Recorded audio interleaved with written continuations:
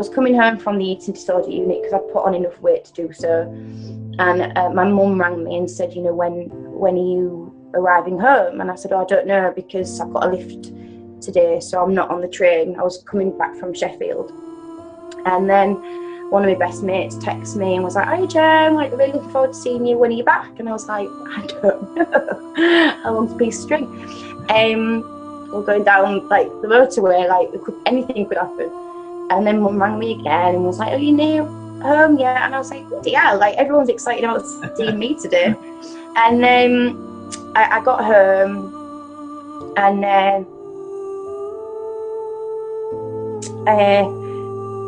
my mum and my best friend were there waiting for me and said, Gemma, Lee's died.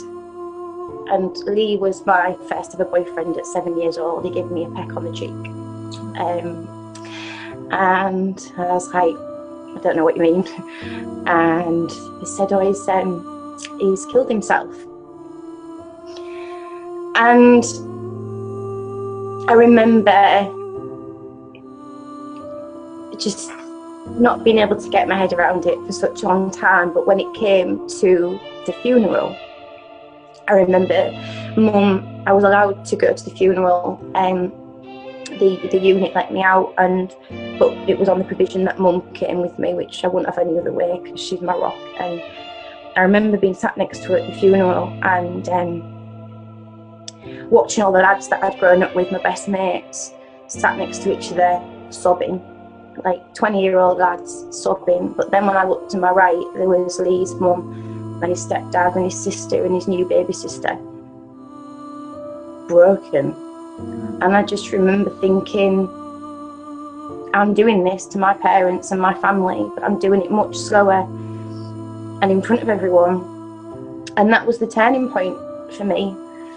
You know, we'd sort of touched on this then when we were messaging, but you know, like, sometimes like awful things happen in this world, but you can try and find the good in it. And I'm not saying that Lee's death was good, but it was a legacy in terms of him for me.